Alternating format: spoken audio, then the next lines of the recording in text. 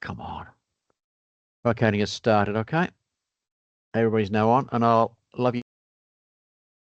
Love you, and you'll, I think we can all sign out ourselves, can't we? Hopefully. If you're still running, I'll shut you down. See ya. It's Bye. just gone 5 p.m, so we will get started. Thank you, everybody, for attending this workshop on setting up a development squad. It's possible that I've launched this seminar a little soon because we're still getting those development squads set up, but we've got a lot of the infrastructure in place. So we'll be able to go through how the programs are envisaged to work, what you need to be signing up for and what you need to be mindful of. I know you're all coaches pretty much. Some of you will also, obviously you're all players, and some of you may be here from the point of view of a senior person in your club. So all those 3 layers are really important, and they've all got a different responsibility. So we'll go through that initially. Then we're fortunate to have Terry Abbott, who's been running a squad at in the Northern Metropolitan, north of Sydney, for how many years, Terry? Well, I've only been coordinating it for 2 years. It was initiated by Peter Montague nearly a decade ago. Okay, so that you've got a reasonable amount of experience to just share with us how that particular squad runs. That would be great. Yes. And then, as I say, we're hoping Ron Johnson will ring in and talk to you by mobile phone. So we'll see if that works okay. So that's great. That's the 3rd agenda item. Then I've asked the selectors if they would be able to just give us some kind of input. And that's probably the area where, as we've just got the squad registrations together and we've passed them on to the selectors, they're still to go through that process. But Peter Montague has offered to speak broadly about from a selector's perspective. Unfortunately, Stephen Richards has had a family matter to attend to, and Alison Sharp is not available this evening. So we'll get some input from Peter. And then I wanted to discuss a little bit about coaching content for development squads and whether what was needed there and what people's expectations might be. And then I've just put in a general time for question and answers. If you have a question that comes up related to any of those during those items, if you want to raise your hand at that point so that we can get the person who's discussing it to respond, we'll do that. But if there are broader questions, let's leave them till that later time on the agenda. And then I wanted to just remind you about some of the other coaching developments that's coming up. And then a little bit about, where we've got to and what we might need to follow up as a result of this. Oh, hello, that'll be the phone. Hello, Ron and Roz. Hi, Kate. I've just got you on speaker and Ron's got the phone. I'll sit next to him and listen. Okay, can you guys hear Roz? I can hear. I can hear. Yeah, Rob's, yep, thank you. They can hear you as well. That's fabulous. All right, I've just gone through welcome and the agenda, and I'm going to now just talk a little bit about the background to the squads, Ron, so you'll just have to put up with hearing me babble on about that. Is there anything else people would like us to cover in this session that I haven't mentioned? And if you can't think of it now, that's okay. Please use that as a question later in the session, or put it down in the chat text box there if you can. Okay, so I did send you the letter of invitation that's gone out to, at this stage, it's gone to a select number of people and squads. And that's because we wanted to kind of do it step by step. So initially I've sent the letter out to existing squads or those that have already said, yeah, we want to set up a squad. and I've sent to other clubs that I think would be potentially would be the kind of clubs that would host a squad, and where there are perhaps a number of players at a senior level in their vicinity, or a number of up and coming players. So it's not, I haven't sent it out as a free for all because I don't think it's something for everybody, but I'm very happy for people to say, look, perhaps we should send it, more broadly. So the framework that's been set up in liaison with the selectors and the board, and the committee, the player pathway committee that's been set up, is where we've indicated that the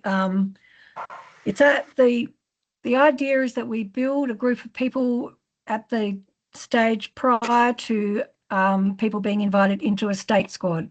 So at the state squad level, you generally have Division 1 players. You will often have people who've had experience at reasonably strong level of competition. They played in state championships, and they've come to the attention of the selectors through that means or through other means. So this is the stage before that, and it's to get people who are improvers, who are Division 1, probably high Division 2 players on the whole. Sometimes, we may go more broader than that, but that's for the selectors to determine.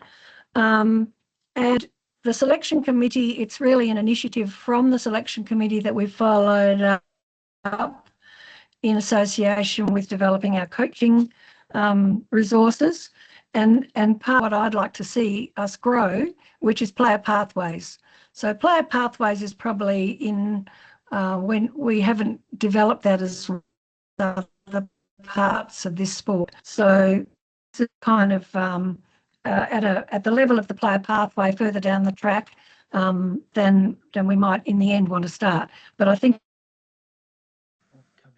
there's people who really want to get into contention for state selection and who are wanting to really improve their competitiveness. So we have, where will we have these squads? I'd like to see them spread around the state. I don't anticipate having squads at neighbouring clubs. You're fading a bit, Kate. Oh, sorry, Ros. I don't expect to see squads at neighbouring clubs, but unless they are different codes, and you can have more than one squad in one club if you choose to.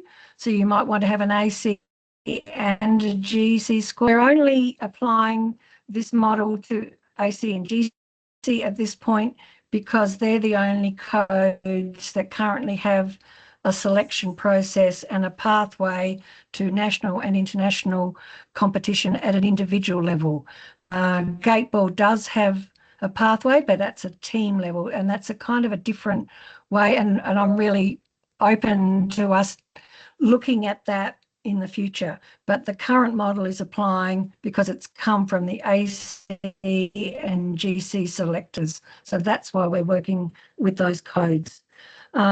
So we've currently had registrations from 3 areas, from North Sydney, Terry Abbott's squad, South Sydney, which is Ron Johnston's squad, and we've had an application from the Northern Rivers through David Scott, who in the past has run a squad and is looking to revitalise it under this new model.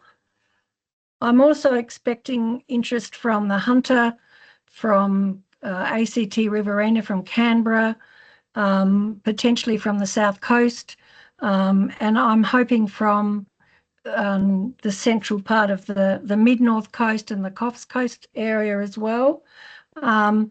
Obviously, we're looking to give as many players as possible the opportunity to participate in a squad. So it's a bit of a combination of a critical number of players, a club that's put their hand up, and having a coach or a manager to be the one that runs that squad. So just a little bit about the coach manager. You don't have to be a coach to set up and manage a squad. It's helpful to do so, but we feel that it's an organisational job to some extent, getting people together, making sure they've got a field to practice on or several fields, making sure there's coaches as needed, organising competitions if that's what you need to do. So some clubs may choose to have a coach and a coordinator / manager. Some clubs may have one person doing all of that. Because the program is now formally funded by Croquet New South Wales, so all clubs which run a development squad will have lawn fees reimbursed. The coaches will be reimbursed as not coaches normally are, which is pretty much for travel, if they need to travel. And players will also be able to access funds if they live more than kilometres from where they are going to their development squad activity. So they may live closer to the club they have the squad at, but the squad may travel somewhere for a competition or something of that nature. And so in that instance, they would be eligible for some funds. It's at half the standard rate of travel. So that makes it about 16.5 cents a K and to a maximum of $200. So you're not going to make a whole lot of money playing in a squad, but we acknowledge that some people really do have to travel to get to a squad, and that's what I'm hoping the funds will mostly be used for. Like all of these programs, we need to review. This is a model we've set up with the best information we've got, but we will need to review and see whether that's that rate of funding is achieving the goals, and depending on, I guess, what funds we've got access to. Mr. Peter Prew's turned up. So all of those participants in the squad, the clubs, the coach manager, and the players will be asked to sign an agreement, just so that everybody's clear about what are you signing up for, what will Croquet New South Wales do for you, what are you being asked of by Croquet New South Wales, and to make sure that people kind of take it seriously, particularly players. And I think most players do. I'm not saying players don't take it seriously, but just so people understand the expectations, and also so that we can keep a kind of a record, so that when we're getting your funding reimbursed, your money reimbursed, that we've got a track of who is an authorised member of a squad and are they eligible for the reimbursement. So that's one of a couple of reasons we've got an agreement. Is someone saying something? No, that's okay. Can I talking about an agreement? Yeah. Does this agreement include a suggestion, a hope, or a commitment to playing in a New South Wales or Australian tournament? It certainly won't include any commitment or expectation around that, Ros. It's more, yeah, because we can't guarantee who's going to get to do that. What we're asking people is that they will turn up. If they've said they're going to be part of the squad, that they turn up, to a reasonable level. Obviously, things happen, but that you will do your best effort to get to the training sessions and the competition sessions that the squad takes on, that you will behave in a way that, is respectful and all those kind of things. So just to make people aware of what we expect of people in that situation, based on the current levels of behaviour codes that we've got, that they're covered for insurance, that Croquet New South Wales will give them some money. So I have sent, I think, the club form and the coach form around to people for them to have a look at. I haven't sent the player forms at this stage, but if people would like to see one, I'm very happy to show it to them. So yeah, we're not saying we're going to promise we're going to make you a star. That's not part of the deal. That'll be up to you. So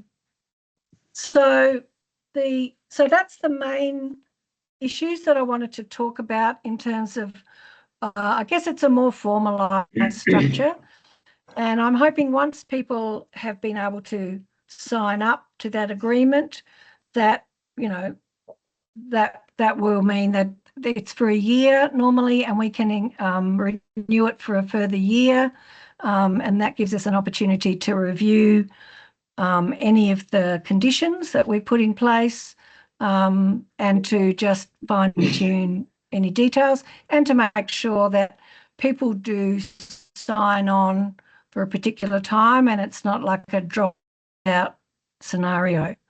So other people can participate in squads besides those that have been agreed to by the selectors and considered to be the appropriate person. So you may have more senior people attending your squad, and they may be more mentors or assistant coaches for the coach.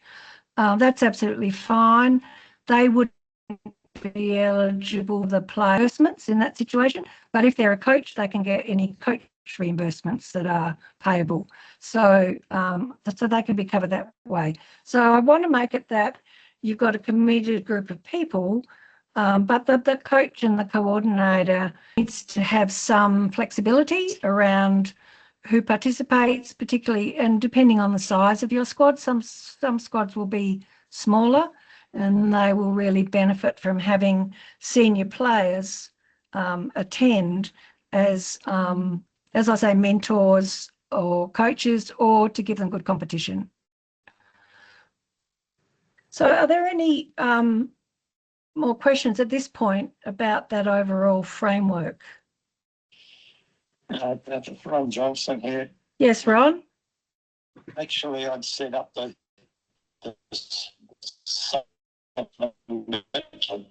squad anyway. I've already followed for the 3 years the squad's been going.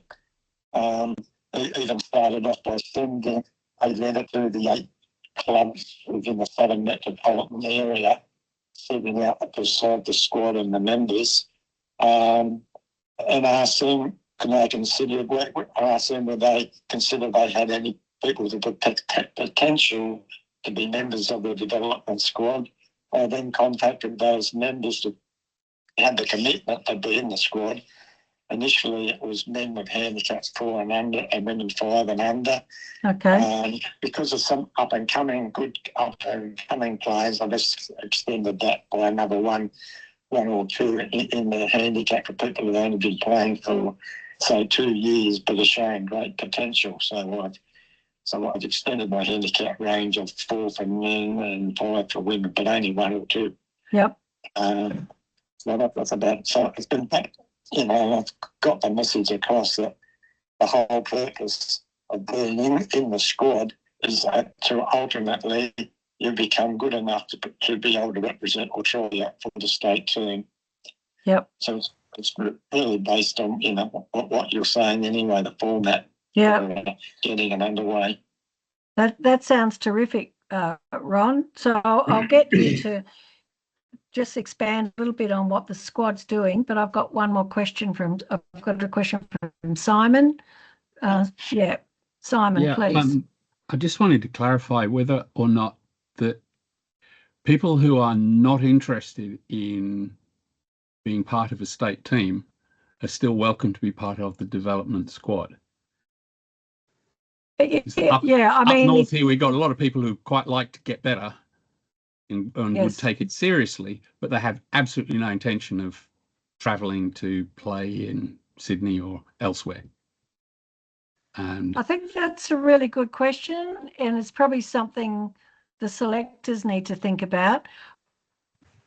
I think that not everybody who goes into a development squad will end up in the state team. In fact, That's the a given, percentage yeah. may well be relatively low. And as you say, if you're along from where most of those competitions are played, it may not be a realistic goal.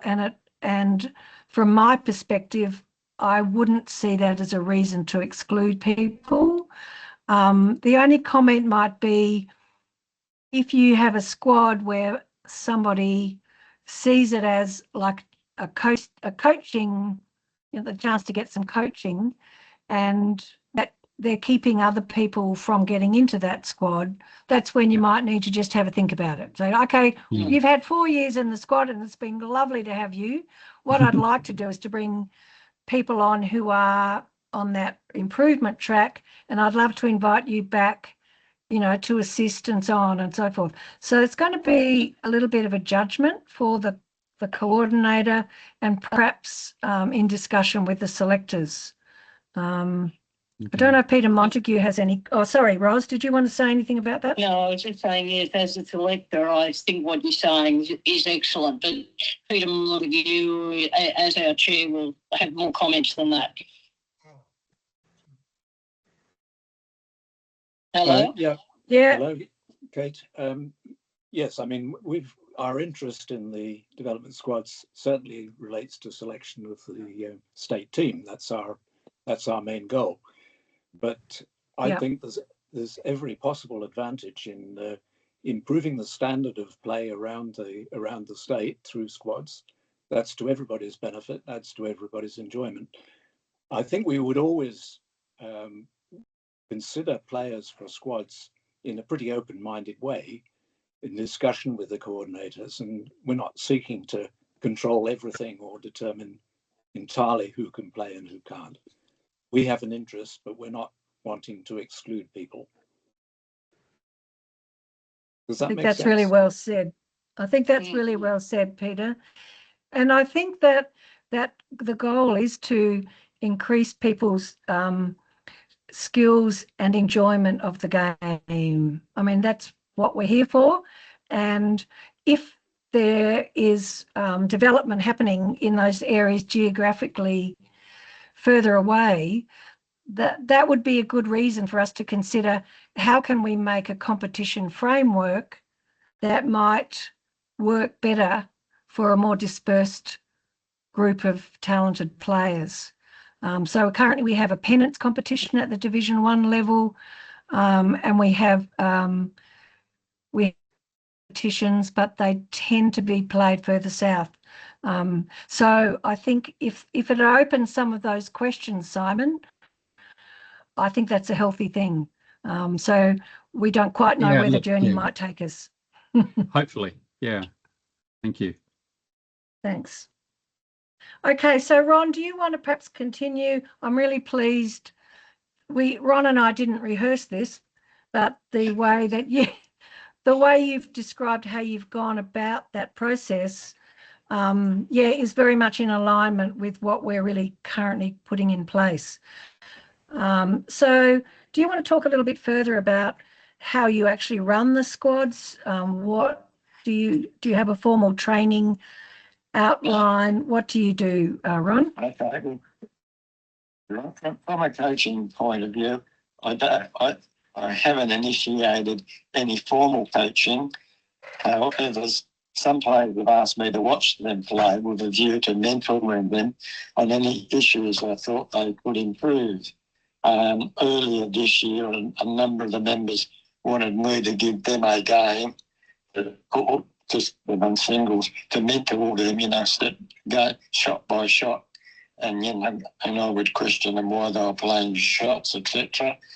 And also, most of our sessions I begin with asking the members whether any issues they have encountered while playing, in the last 6 months or 12 months that they would like to discuss before we start playing or at our morning tea break. We also play a mixture of singles and doubles so that all the players gain as much experience as they can by playing other players. As I said, I only play now if I've got an odd number present, but when I'm not playing, as I said, I just watch the others play, make comment on the tactics I've seen, or any issues with their swing, etc., just things like that. So it's just an overall mentor, but I have not initiated any sort of direct coaching at this stage. Okay. So Ron, perhaps I might move to Terry and ask for his comments on how his squad's running, and then we'll see if we've got any other questions or comments that follow on from that. So Yeah, for sure. yeah, so thank you very much, Ron. That's really clear. Terry, let us know how Northern Sydney goes. Sure, Kate. Well, I'm the coordinator or manager of the Northern Metropolitan GC Development Squad. So I want to make that clear. I'm not an accredited coach. I have been a kind of de facto coach in the sense that I lead the days. So there's always, well, no, not always, I shouldn't say that. There is sometimes we have I have brought in a guest coach on occasions to mix things up a bit, so it's not always me. So I've had Alison and Pete Landry and Rob Elliott in the last couple of years, have each come along for a day, and that's been really good. But we don't. The squad doesn't have an assigned coach as such, and I see that would be one of the benefits of the proposed model. If we did have an assigned coach, and I could step back a bit from, attempting that to carry out that role. Our hosting club is Kalara, and as far as I know, it's always been Kalara. It's a fairly informal sort of relationship with the club. I booked the squad training days well in advance on non-playing day, non-social play days, and that seems to work all right. We have presently 18 squad members, which is quite a large number for only two lawns at Kalara. So we're possibly at about maximum capacity at the moment. What else? We meet, we have been meeting for a full day approximately every 2 months for the last, or since I've been the coordinator, since 2023. So about 5 per year. And what else? So I either have a guest coach, as I said, or else I have a focus for the day. So the last one that we had in September, the focus was, just as an example, that the focus was defence alternatives. That is alternatives to straight clearing. So we covered issues like setting up blocks, dealing with blocks, snuggles and stymies, and so there was a focus for the day, and then so we spent about an hour or so on that, and then we went out and played, and the idea being to put into practice the things that we discussed at the beginning of the day. That's about it, I suppose. Yeah, I think so. Fantastic. So that's interesting. You're meeting every 2 months, Terry, and for about a day. Approximately, yes. Yeah. For a full day. Ron, how often? Yes. For a full day. How often does your squad tend to meet, Ron? It's monthly from January through to August, so that's 8. Okay. I haven't done it after that because you've got the Australian tournaments, and there's quite a number of tournaments, competitions on from like September, October, November. So I've got the 8 days, and it's, as I said, once a month, and it's usually on a Tuesday. I mean, Cooks River, it's not easy to get the Lords all the time, but I found Tuesday's about the best day that I'm likely to be able to book the Lords. So that's it. It'll be at least 8. And in that this year we'll also, as I said, we'll have 2 combined ones with the Northern Metropolitan Area, also at Cooks River. So the players get to play a greater number of people as well. Yeah, I think that's an interesting thing. I'm not sure if people picked up that the Northern and the Southern Metropolitan squads have, I think this year you've had one, and you'll have a second joint session at Cooks River. Oh yes, where you can get I forgot to mention that. Play. Yeah. We had our first one in May, and that was really successful, particularly for our members our players who, quite a few of whom had never been to Tempe, and they really appreciated that experience. And then we're having a second activity, joint activity in November, which will be the last activity for the year. Yeah. How long does Ron sessions? Ron, how long are your sessions? Are they for a full day? Yeah, well, it's 9 to 9:30. The reason why I don't start any earlier, because 5 of our members virtually come from the Southern Highlands area. Most of them are also members of Sydney clubs. So that's basically, it's 9 to 9:30, and it finishes. Well, because some people have got to travel, I don't mind what time they go home, but generally it's around 3 o'clock. Okay. Yep. Thank you. And people can stay there for as long as they want to. Yeah. Usually 9 to 9:30 through to about 3 o'clock or 3:30. Yep. Thank you.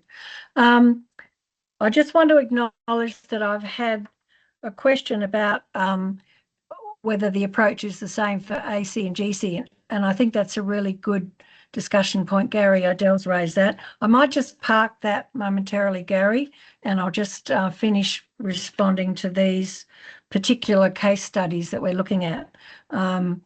So Doug Corney, you've got your hand up. Kate, probably to Terry or Ron, what are the expectations of the squad training sessions, and is it standardised? Well, probably more so to the selectors, I suppose.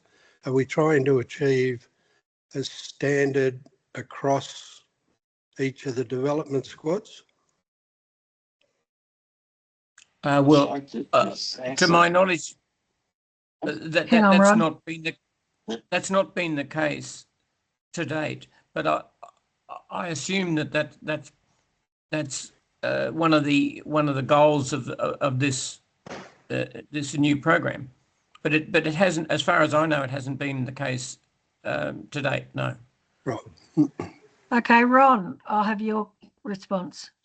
Yeah. Okay. Well, there's two levels. It's for people to get exposure and playing other people who are as good or better than them, to improve their game, with the ultimate aim of being able to be selected to play in the state team. That is the state team squad, or rather the state team squad, and then ultimately the state team. So that is the ultimate, the whole ultimate goal of it all, is to work your way up the ladder if you're good enough. And that's why when I said before, when I got a list of players, I rang them all up, list of players from other clubs, just to determine exactly what their commitment was. And at that stage, given that I was covering at least eight croquet clubs, to me the people have to be fairly committed at that stage to be in the development squad. Else I'd end up with 30 or 40 people in the squad, which become unmanageable. Yeah. I think that's... May I just make a comment? Yes, Ross. As well as the up-and-coming players, Ron also has in the squad the likes of Jill Sullivan. She still comes along because of continually getting that higher experience. Mhm. And this year, Gareth Denyer, who is in the squad, was selected for the state team. A couple of others, and I just can't think who they are, were also selected for the state team squad, but they still come to the regional squad as well. Yep, okay. Just in terms of comment, Doug, to your question, it is one of the topics on the agenda.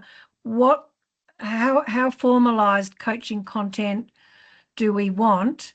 And I've heard some people who would like to run a squad a more laid out structure, a plan for this is what we're going to work through over the year with the squads. Whereas I think other people will more respond to the players that they've got in that group and work with them to improve their competition level. But I think you're right, Doug, it's one of the critical questions. And I think different coaches will approach it differently. So I'm reluctant to become too prescriptive about these squads, particularly at this early stage.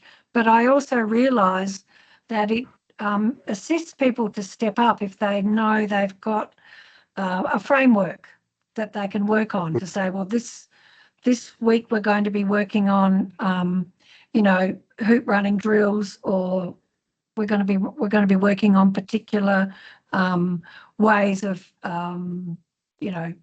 defending your position. I think one that we're not very good at is the mental approach to competition. And that would be an area where I think it would be useful for us to either call in some outside assistance or to have some joint sessions. So we might have a combination of some online input, and then each of the squads can then that content and think about how they're implementing it. So there's a whole range in that ballpark. Some of it's around preparing for competition, making sure that you're in the best position, and others are about how do you manage your mental state, how do you control stress, which can get into some quite interesting psychological territory. So I think that's an area that we in croquet we're just babies in the woods in that area, but it's a huge field in sport, as you know. And because most of our competitions are individuals, then that kind of training is very useful because you don't have the team there with you. It's really on your shoulders. So it might be that we put together a combination of coaching input that the local coach is most useful for that group, as well as some broad topics that we think are really useful to cover. But I honestly don't have all the answers on this, and I'm really interested in people's input to it. Yeah, I agree. And certainly with the mental approach, it's somebody who's very good at describing it in such a way that people understand. Be good at that person could go around to the different groups. As far as the actual coaching, I'm a level 3 coach now. I am not playing like even a Division 1 player at the moment. So I coach or I mentor when people ask me, but I don't deliberately go out and try and coach people. If they ask me, I'll then give them some mentoring or coaching. Instead of coaching tactics and scenarios and things like that. But most of the people are fairly experienced anyway who are coming along with these. But I'm always prepared to coach them if I get asked. Yeah. I have a page on coaching page, which is before you get on the lawn. Yeah. And it's so it's not a mental or stress as much, but it's avoid stress by. And things that I mention are, being focused on what you're going to do before you get onto the lawn. Make sure you've had plenty of liquid, and you will continue to do so. Don't be late, because that will you will be stressed when you arrive. And there's probably about 12 or so of those, but that's the kind of the thing I also talk about when I'm coaching, and I also am a level 3 coach. Yeah. Thanks, Ros. Ray, are you having trouble hearing the session? Is that what you're saying? You can hear okay? Okay. Brenda Lee, you've got your hand up. Can't hear. She's just turning off her mic, hopefully. If you press there we go. the mic. Got it.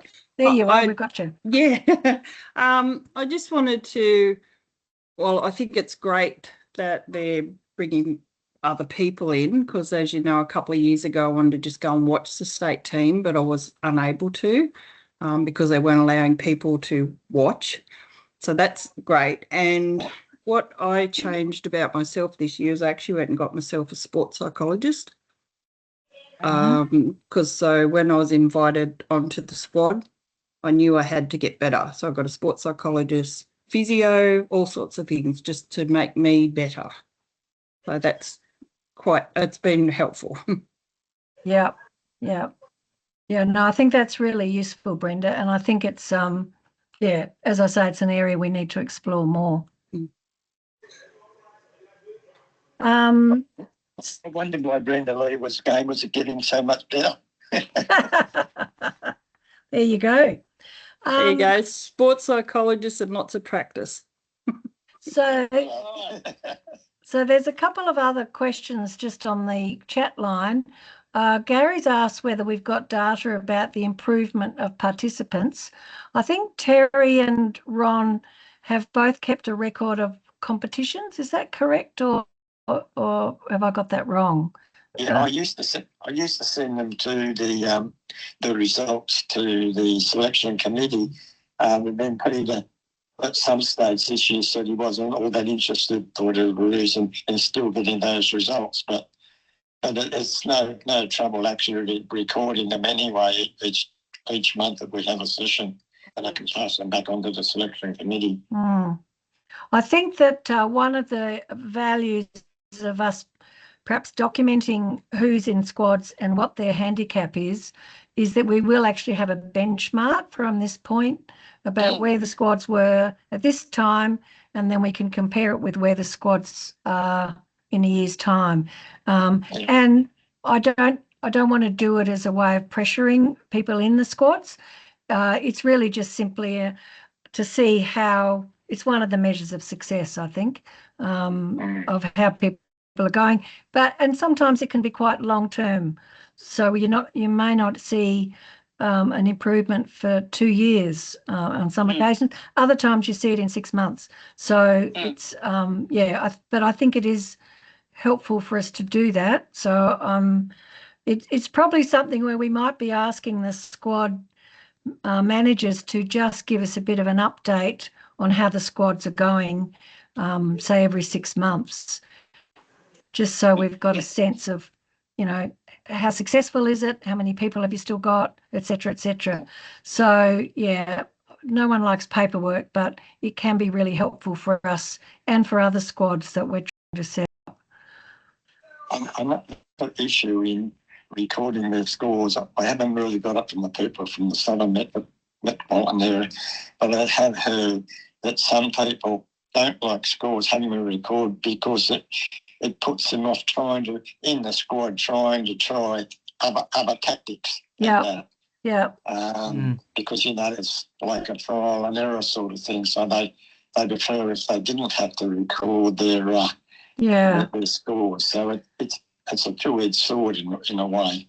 Yeah, that's a really good point, Ron.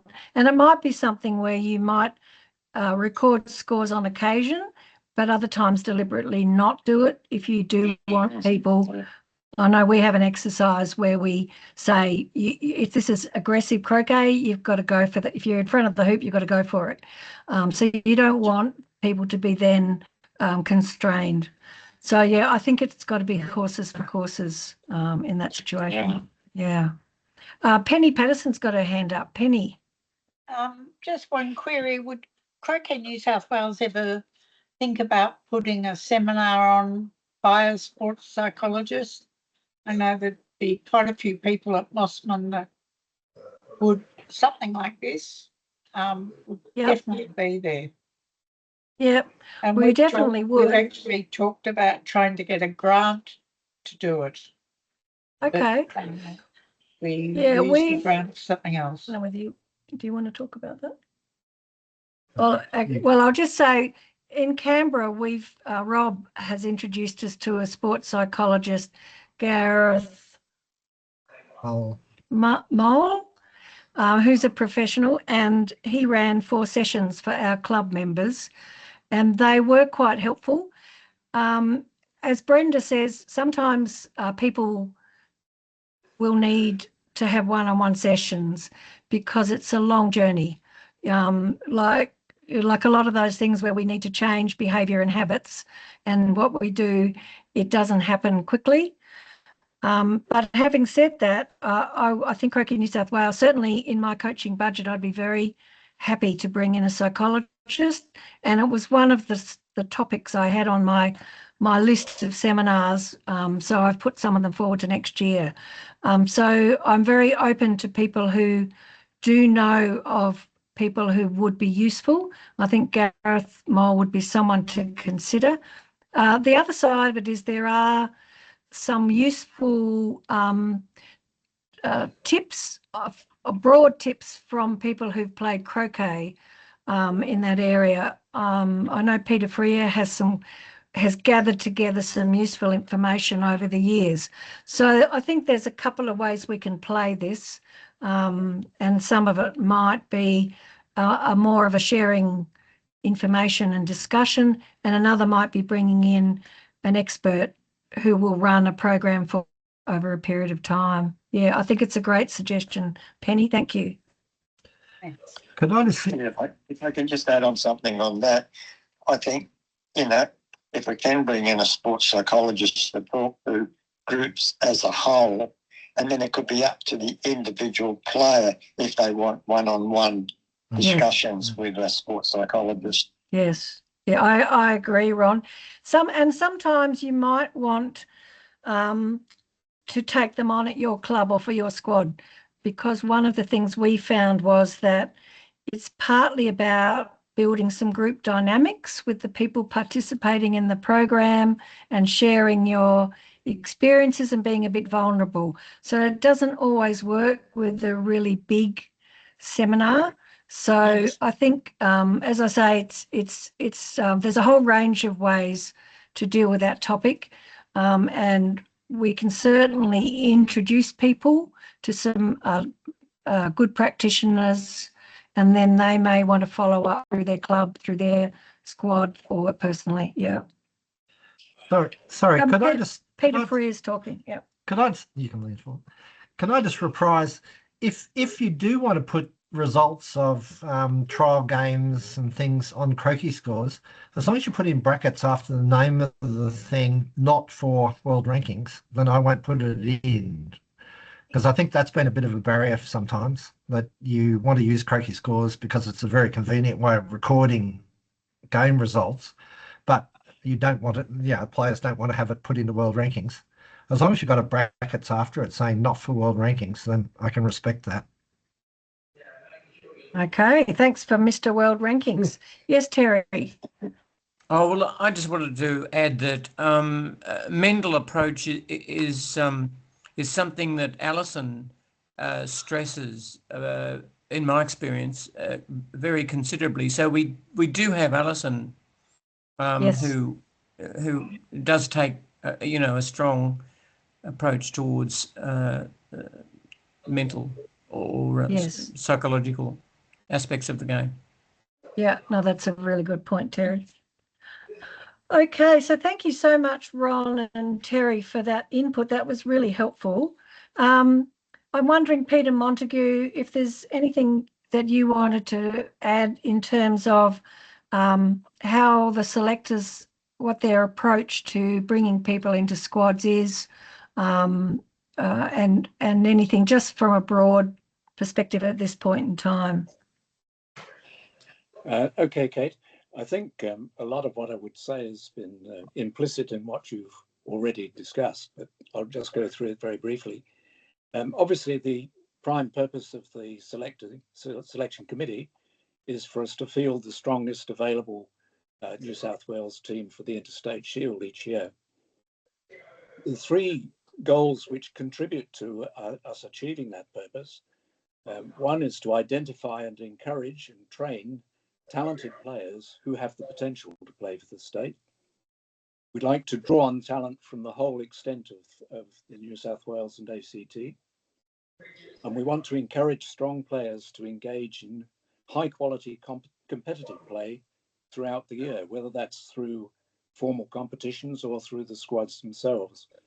And just as an aside on that, the early days of our Northern Metropolitan squad, we really focused almost entirely on straight competition. We just drew up a block on each occasion, tried to get everybody playing against everybody else as hard as they could. And we used to collect the data from those results and transmit them to the selection committee. Subsequently, for some of the reasons that people have given, we've really gone away from that. Firstly, it gives you so much data, it's hard to make use of it. Secondly, some players would rather not have those results communicated. And thirdly, probably the most important thing, it does inhibit you from experimenting and trying out new strategies and so forth. So we've really rather gone away from that aspect. But we do want to encourage people to enter competitions, state competitions and so forth, so we can really see how they perform under pressure and against strong competition. Anyway, the three things that I outlined there that help us to choose a team, we could see the regional development squads as really being very powerful in enabling those goals to be achieved. So firstly, we think the selection committee should work cooperatively with the regional squads to ensure that strong players and potentially strong players are included. And we would do that not by determining ourselves who should be part of a squad or not, but working with the local squad managers, discussing who they see, how they're coming along, what their potential might be. So really not prescriptive, but trying to learn from the local knowledge. We want to measure the players' progress, and we probably do that more by discussion with the squad coordinators rather than, as we've said, by collecting data from competition. And overall, we see the development squads providing a clear pathway from the regional squad to the state team squad, which is selected at the end of each year.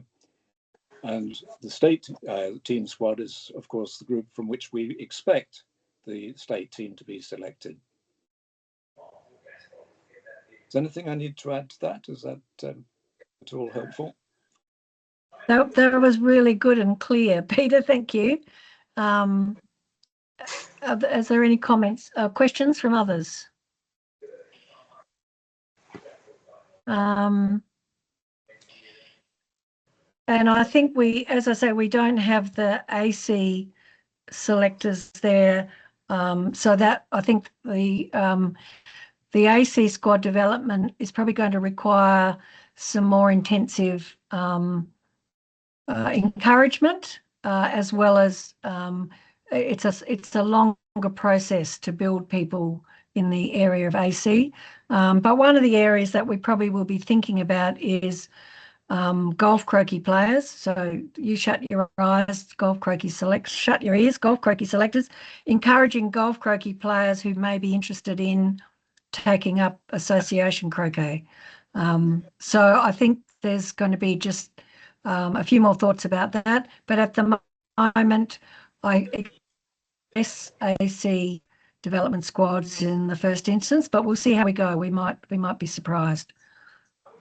Ray. Yeah, thanks, Kate. I was just a question to Peter, just to clear my mind. For new development squads, do they send Peter a list of people who are interested, and then Peter says yes, no, whatever? Is that the process, or is it whoever puts their hand up to come to the squad will play in the squad? I would say, Ray, at this stage we haven't got a process. We need to develop one. Okay. In the past, we've had no say in who was in a development squad, nor have we sought any control over that. So we'll see how it develops. But as I've said, I see it as being a cooperative process and a learning process from both directions, and not a prescription by the selection committee. Yeah. Right. So at this stage, so if the people are keen and they want to come, the publish will come, basically, I suppose. I think, yeah. Provided the space, yes. Well, assuming they're not on handicaps of 14 or that, but yeah, so people who would be keen would be people who have that ambition to to get to the state squad or play in competitions, and they'll probably they might be very uncomfortable. Might be right at the moment, but they certainly with some work can get to a stage where they feel a lot confident. I would hate to think we were doing anything to block progress by people who have some way still to go. So the only thing I'd say, Ray, is that we currently have asked the people running the squads to, if they have a list of people, and the existing squads do, so the selectors have the list of people either in the squad or, in the case of the Northern Rivers, those anticipated to be eligible for the squad. And so, as Peter says, the selectors then will work out how that process goes, and it sounds like it's going to be an iterative process with the coach or the manager. What I would say is that we do need to be aware of not making the squads become so large and with such a diverse range of people that they are difficult to actually hone. So that can happen sometimes, that keen people who want to be part of a squad, and everybody wants coaching. I haven't met anybody who doesn't want to be coached. So as soon as there are coaching sessions, people will say, well, I want to be part of that. So that's why we said that it is formally the selectors who are the ones who will say, yes, that's an appropriate group for the squad. But without being arbitrary, they will need to make a line. And so I guess what I would say is, for those clubs where you have some keen, say, Division 3 players who want to get better, that's where the clubs will need to underpin what the development squads are doing. So you may want to form your own club group, which is what we do in Canberra, and find some coaching that's appropriate for people at that level. So people who are 10, 11, 12, I don't envisage being in these squads, no matter how keen they are, unless potentially they're under 21s, and then all bets are off because there's so few of them at the moment. But it isn't my call. So, I'll say that saying it's actually the selector's call, but we do need to make these squads workable. And we also encourage the clubs to find a way to feed club members into that pathway. It's not all up to the development squads. The clubs will be part of the pathway. Okay. So we're just about at 6 o'clock, and we've pretty much gone through my agenda. We have talked a bit about how much people want some specific content, and I think you've heard from the existing squads that isn't the case with those current squads. I think it's going to be we're going to be working. It's a work in progress. We're going to be developing and refining it as we go along. I'm very happy to provide some frameworks and to maybe, once we know who all the squad managers are, that we can start to be quite specific, get that group of people together, talk about what are the things that perhaps need to be covered, where can Croaky New South Wales input with some content, where, how can we help with our senior coaches and the state coaches like Alison and Rosie are the state coaches. How can we help by perhaps state coach and to identify those areas and to get them to focus on some areas that you haven't been able to cover as well as you'd like. So I think to me that's still open, how much structure you want.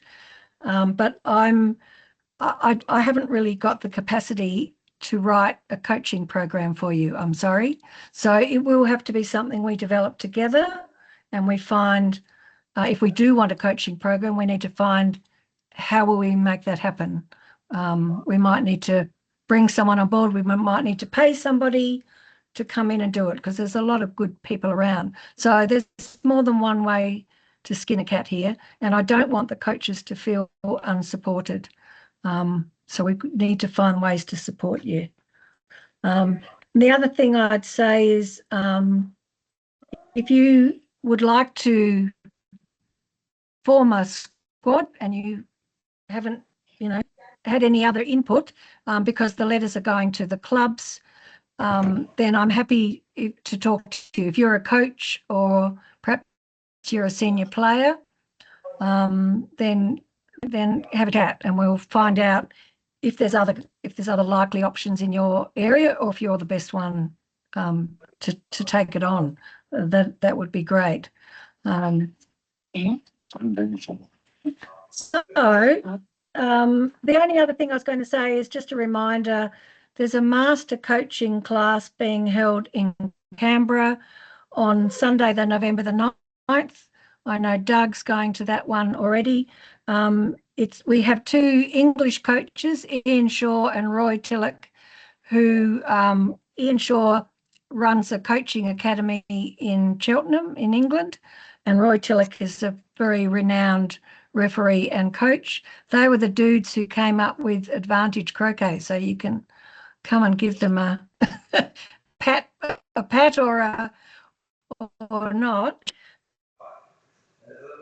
Going to be 10 o'clock until 12 o'clock. He's talking specifically about coaching advanced players. So it's exactly where we're at for this group. We will be videoing it. So if you're not able to get there, then there will be a video, but there are places open. So if anybody's interested in coming to Canberra, checking out the beautiful exhibition at the National Gallery, some of the hotspots in Kingston, and coming to a masterclass on November the 9th, please let me know. The other reminder is we've got 2 more coaching seminars coming up. The player-centered coaching, which John Park is running on the 27th of October. I know some of you have already signed up for it. John has used this in Gateball, and it's applicable across the board. There'll be a little questionnaire beforehand to fill in to help him tailor the session to the participants.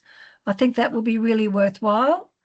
And the session after that on the 13th of November is about player pathways, and we'll have the pathways guru from the Office of Sport, Anita Weisenhauser,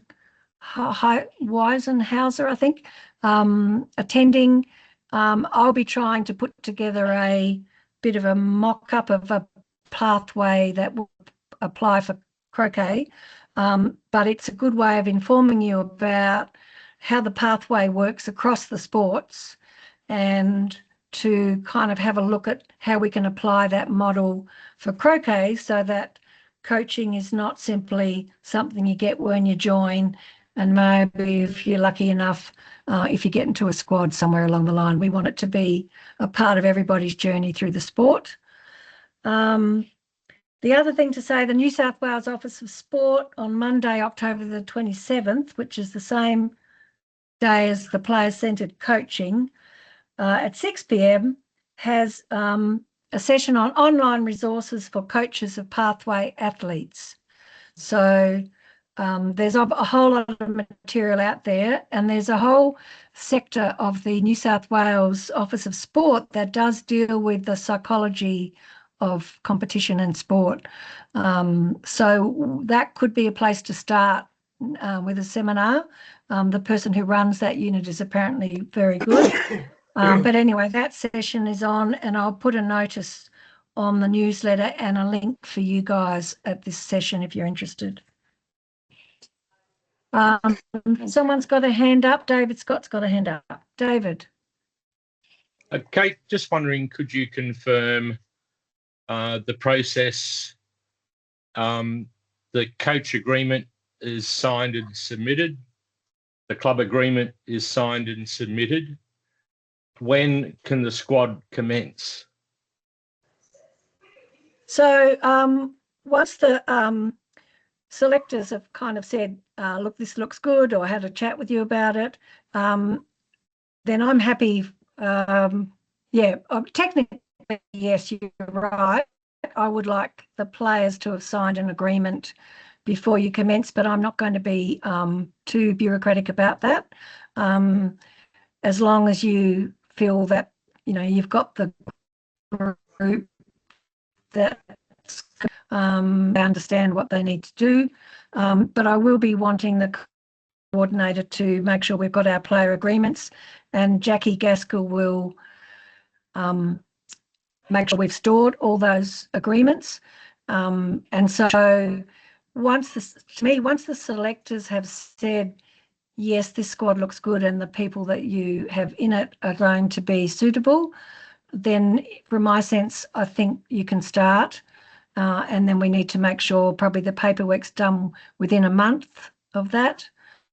Okay. I don't want to stop you guys. Okay? Thank you. Will Jackie send the player invitations out? Or will that be the yes, we will. coach? Once we know who the people are, we can send them out, but we'll copy you in so Thank you. that you know.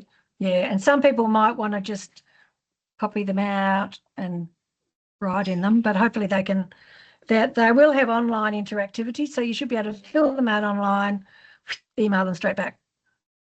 Thank you. Terry. Well, Kate, could I just ask how you see it working for the existing squads? What your expectations are of Ron and myself, for example? So I wouldn't want you and Ron to stop doing what you're doing. I think you've got a session coming up in November. I'm hopeful that the selectors will be able to say, this is all good. So I would be still wanting the paperwork to be done, but I wouldn't want you guys to hold off on anything that you're currently doing, if that's okay. And the paperwork means. So the paperwork means each member to sign the player agreement, and also the club to sign the club agreement. Yes. Yep. Okay. And the coach or manager also would sign an agreement. So right. Well, we don't presently have a coach, as I said. So we're going to get one, are we? Are we going to get a coach? No, that's not part of what we've agreed to. Part of being a squad is that there will be a manager / coach provided for that particular squad. And if you want some additional resources, then we need to chat about how you can find that, but you probably know that as well as me. All it means is that the coach will formally be reimbursed for any costs that they incur. But if you're struggling if you would like more coaching input, then we probably need to just have a chat about who might be appropriate. Well, I would like to do that because, as I said, I'm not a coach. Yeah. You know, I'm So more the sometimes- coordinator manager, if you like. Yep. Yep. And so I think one of the models would be that you have a range of coaches that you might bring in, which is what you've been doing by the sound of it. So you don't need to have one coach if that's not possible. So I think I think this. Sorry. Go on. You go. Oh, well, I got the impression from reading your information that you intend that each squad will have a coach. That's what we'd ideally like. So in order to form a squad, it's best if you have a coach that is prepared to take on that role. And if not one coach, perhaps several. Okay. Well, we just need to give that some thought. Tell me when you're ready for me. Yep. Ros. Yep. As far as the club's concerned, what do you need from them in an agreement? Because what we've been doing, or what Ron's really been doing, but I do the computer work, is, and we've just had a message from from our one that keeps the club running, the timing of the players running. What dates do we want? So all we've been doing in the past is Ron will work out the dates that he wants. Yep. And I'll just ask him to mark them off in the program.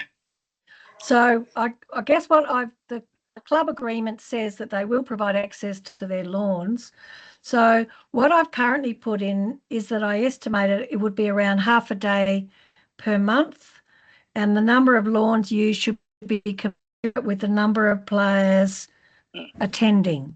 So if you've got 8 players, you shouldn't need 4 lawns, for instance. No, so it's just so that the club's clear on what is appropriate to build Croquet New South Wales. Yeah. Well, as far as Ron is concerned, he said to you it's 9 to 9:30 till about 3:30. That's a bit more than a half a day. So what I had down was around half a day a month. It sounds like you guys are doing a day sort of every month and a half. So I think that's fine. Every month. Well, he said eight times a year. Yeah. We do even out of a day and a half or something. Yeah. So I think we can be flexible with that. What I wasn't, if every club said we're running a weekly session using 4 lawns for a full day, then we can't afford it. So I guess I just need to calibrate so that what we're offering to pay for is going to be affordable and sustainable. So if it's going to be a full day a month, that's not going to break the bank. Ros, yeah. So I'm happy if you push that a bit, but it does need to be. The club needs to understand that they can't simply book up every lawn, for whenever they feel like it.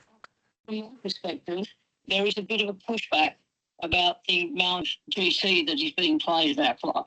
Right. So what I'm interested in, we've had no problems before. I don't expect any problems. When Ron gives me the dates that he wants, and I send them off to Candy.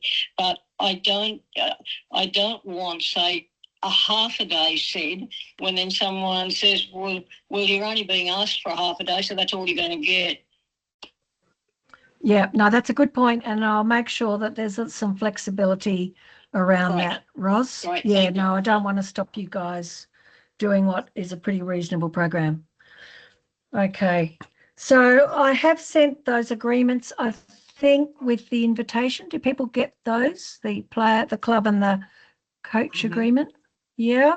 Yep. So I'm happy to send the player agreement. I think Simon's asked for that. And I will, let's chat further, Terry, about coaching and how, and what's feasible there.